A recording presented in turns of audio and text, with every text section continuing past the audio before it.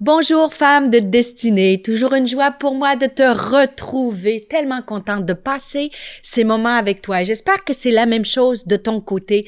Et aujourd'hui, j'ai un sujet qui, je pense, va te parler, te rejoindre. En tout cas, moi, lorsque j'ai étudié cet enseignement, ce partage, ça a fait du bien à mon cœur. Alors, je crois, prépare-toi dans la foi, par la foi, que Dieu va te parler aujourd'hui. Parce qu'on va regarder ensemble comment être heureuse malgré, ou je devrais dire à travers les défis de la vie. Parce que si on est honnête, des fois la vie, ce n'est pas un long fleuve tranquille et chacune d'entre nous avons à faire face à des défis qui sont assez importants. Parfois des petits défis, mais parfois, comme j'ai dit, des défis qui sont importants.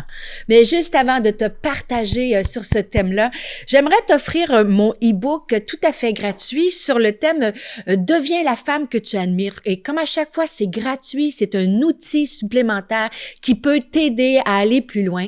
Et tu peux avoir accès à ce e-book-là en cliquant sur le lien qui apparaît au bas de la vidéo. Et n'hésite pas à partager à quelqu'un qui a besoin, qui n'a pas le e-book, ou partager l'émission parce que ensemble, on va plus loin.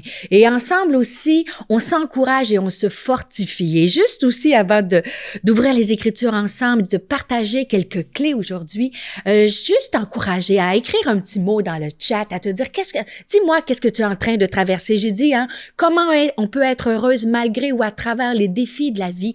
Est-ce que tu es face à un défi? Et des fois, juste le partager, ça fait du bien de le dire. Écoute, Stéphanie, moi, avec la relation avec ma fille, c'est vraiment compliqué en ce moment. Ça me paralyse. J'ai pas de solution. Ben, peut-être même un petit mot. Il y a quelqu'un, une femme qui a un commentaire d'encouragement et moi, je vais prier pour toi aussi. Tu sais, tous les commentaires sont précieux et je prends le temps de les lire, de prier pour toi. Alors, je t'encourage à juste partager comment tu vas aujourd'hui et à aller plus loin. Parce que aujourd'hui, je vais te partager des clés justement pour être épanoui, malgré que tu puisses être peut-être passer une tempête ou être dans l'épreuve. Et tu connais le premier verset que je veux te partager, c'est le verset dans le livre de Jérémie au chapitre 29 et au verset 11. Et c'est un verset que tu connais, je te le rappelle. Ça dit, « Car je connais les projets que j'ai formés sur vous, dit l'Éternel, projets de paix et non de malheur, afin de vous donner un avenir et de l'espérance. » Et lorsqu'on s'arrête un instant, des fois, on a perdu de vue que Dieu a des projets de paix pour nos vies, des projets non pas de malheur, mais des projets pour nous donner un avenir. Dieu a une destinée pour toi. Et c'est pour ça, en femme de destinée, te rappeler, Dieu a des projets, a des choses qu'il veut que tu accomplisses. Il y a des rêves pour toi. Mais même si on sait ça, ça peut nous arriver de trouver que même si on sait que Dieu a des projets pour nous, que la vie est un peu difficile. Et je veux juste t'encourager aujourd'hui en te disant que Dieu utilise ces moments difficiles pour te former et t'emmener plus loin. Et j'aime la citation, je la lis de C.S. Lewis qui dit « Les difficultés préparent des gens ordinaires pour une destinée extraordinaire. » Parce que tu vis peut-être des moments difficiles, cela ne veut pas dire que ta destinée est terminée, que Dieu n'a pas de destinée pour toi, c'est l'inverse. Dieu va utiliser les défis, les tempêtes, les épreuves, malheureusement, pour te façonner et va te préparer pour cette destinée extraordinaire. Il y a une autre citation que j'aime de William Jennings Bryan qui a dit « Ta destinée n'est pas une question de chance, mais une question de choix. Ce n'est pas une chose à attendre, mais c'est une chose que tu dois accomplir. » Et aujourd'hui, à travers ce partage cœur à cœur entre toi et moi, je veux t'encourager à faire le choix de choisir la joie, de choisir de croire encore que Dieu n'a pas dit son dernier mot, que Dieu n'a pas joué son dernier coup, que l'histoire n'est pas terminée. Au contraire, que Dieu va accomplir ce qu'il promet. Et ça, c'est une question de choix. Et Chuck Swindoll, je te donne une autre citation, elle dit « La vie est 10%, elle est faite de 10% de ce qui t'arrive et de 90% de comment tu réagis à ce qui t'arrive. Tu ne choisis pas les épreuves, les événements que tu traverses en ce moment, mais une chose est certaine, par la grâce de Dieu, tu peux choisir d'être heureuse, d'être triomphante à travers ces épreuves-là et à travers la destinée. Merci de me donner ton attention pendant quelques instants. Si tu es inspiré par le contenu que tu reçois sur Exponentiel TV, si tu as été touché d'une façon ou d'une autre, si ça t'a parlé à travers chacune de nos émissions, eh bien, j'aimerais faire appel à toi aujourd'hui en rejoignant les activateurs de destinée, en devenant un partenaire de cette mission. On veut rejoindre des multitudes de personnes comme toi pour impacter leur vie, les amener dans leur destinée. Alors, c'est simple. Tu vas dans le lien qui apparaît dans la description de cette vidéo et tu peux faire un don, tu peux devenir un partenaire mensuel et rejoindre ceux qui permettent la réalisation de ces émissions. Je te remercie déjà. Rendez-vous dans l'émission.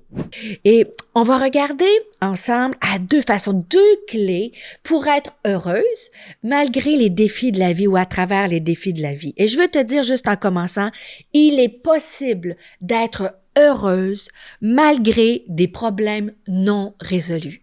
Peut-être que tu as des défis dans ton mariage, dans ton couple. C'est possible d'être heureuse même si tu fais face à des défis-là et que ces problèmes-là ne sont pas résolus. Tu es peut-être célibataire, tu écoutes ça fait plusieurs années, tu attends l'homme de ta vie, le prince charmant, et tu dis « Ah, je vais être heureuse quand cela va arriver. » Bien sûr, ça peut contribuer au bonheur, mais il est possible d'être heureuse malgré des problèmes non résolus, des situations qui ne se passent pas comme on croit, que ce soit dans ton mariage, dans ta famille, au travail, avec ton patron, au boulot, partout, il est possible. Et comment on fait ça? Je te partage deux clés. En fait, deux clés que moi, je tente de mettre en pratique dans ma vie. Premièrement, pour être heureuse, tu dois changer ta vision. Et deuxièmement, tu dois embrasser ta saison, la saison dans laquelle tu vis. Alors, je commence.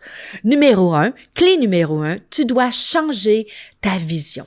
Et le texte principal de ce partage se trouve dans la Genèse. Et on va regarder à la vie d'Abraham. Abraham, tu sais, c'est le père de la foi. Et pour moi, c'est tellement, à chaque fois que je lis ces passages-là, c'est une source d'inspiration parce que Abraham a fait face à des défis importants. Tu sais, Dieu lui fait une promesse et ça prend des années avant de voir la réalisation, de cette promesse-là. Et peut-être que c'est à toi que je parle en ce moment. Mets-moi un petit mot dans le chat. Oui, Stéphanie, c'est moi. Je prie pour une guérison. Je prie pour que Dieu me conduise. Je prie pour un mariage. Je prie pour un futur époux. Je prie que mes enfants reviennent à Dieu. Tu es peut-être dans cette saison-là d'attente, de non-réponse.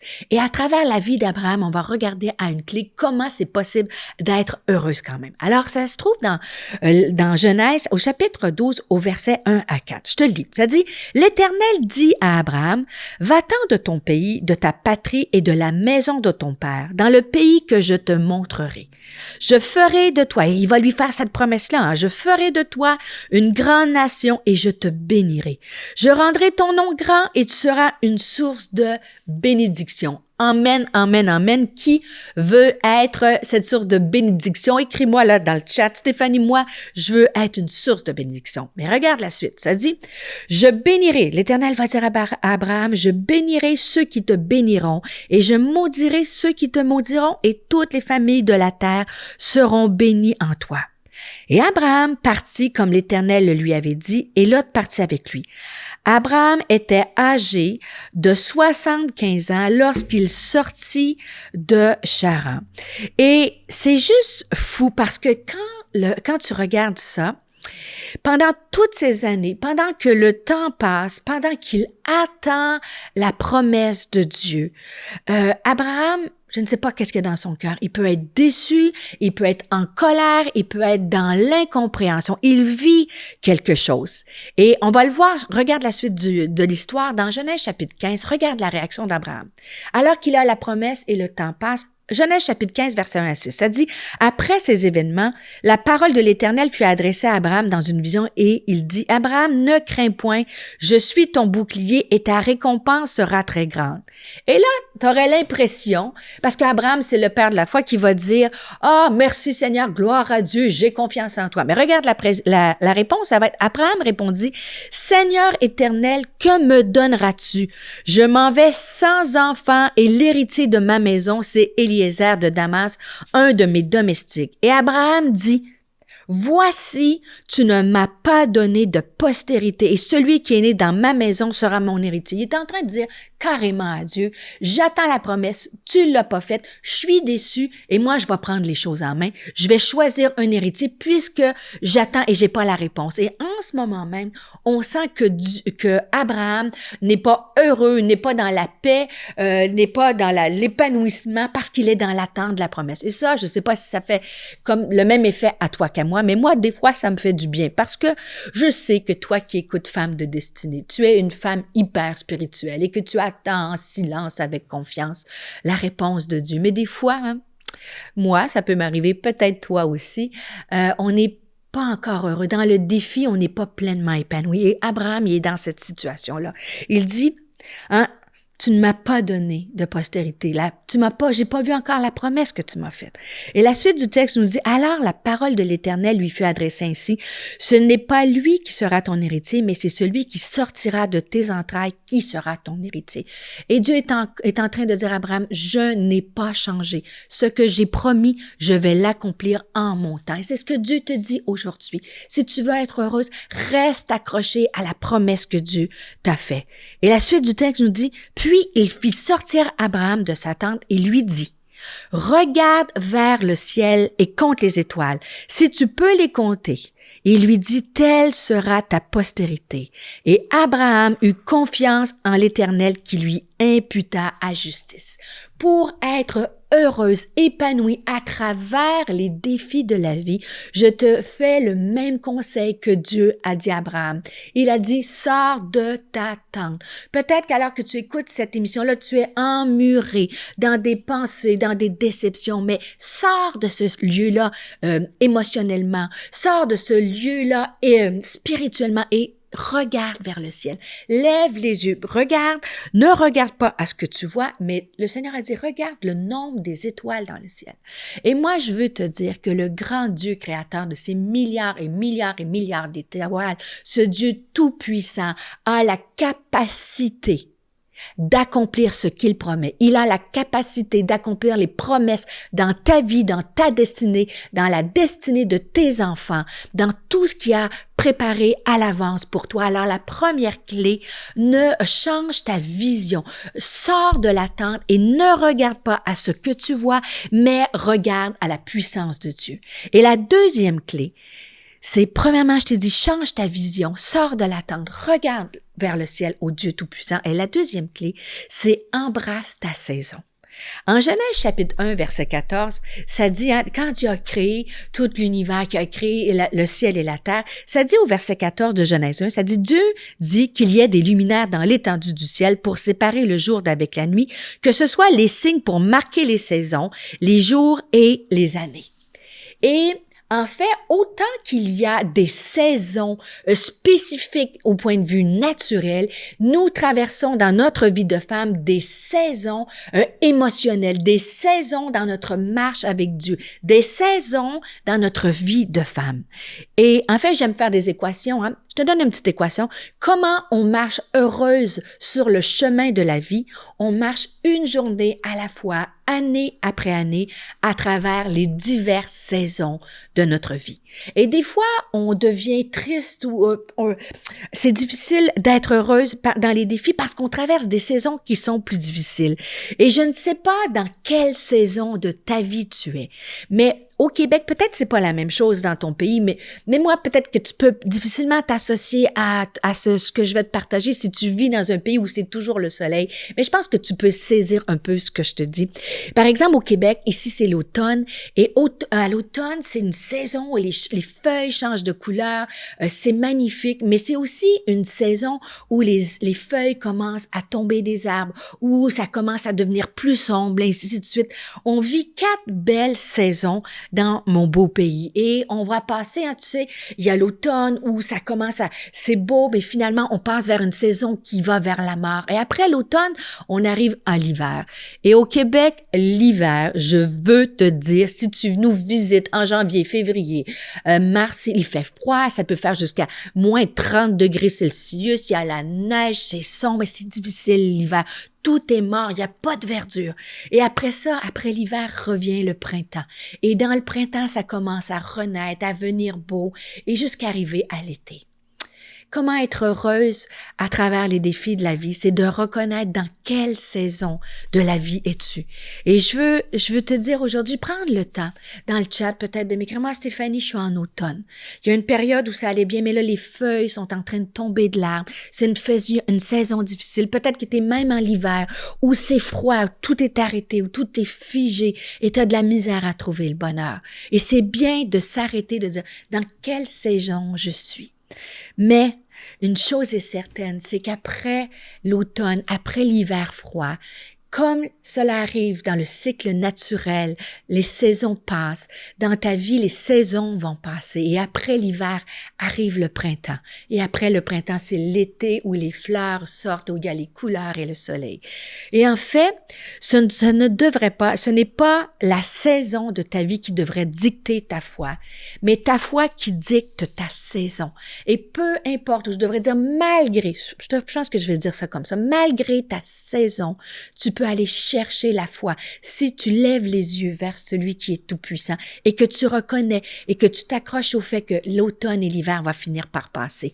Et je termine avec ce qui est arrivé avec Abraham. En fait, c'est ce qui est arrivé en Romains chapitre 4, versets 18 à 22. Ça nous parle qu'Abraham, comme tu sais, la promesse de Dieu s'est réalisée. Ça dit, dans ce passage-là, ça dit que Abraham, espérant contre toute espérance, il crut en sorte qu'il devint père d'un grand nombre de nations selon ce que lui avait été dit par l'Éternel. Telle sera ta postérité. Et sans faiblir dans la foi, il ne considéra point que son corps était usé puisqu'il avait près de 100 ans et que Sarah n'était plus en état d'avoir des enfants. Il ne douta point par incrédulité au sujet de la promesse de Dieu, mais il fut fortifié par la foi, donnant la gloire à Dieu.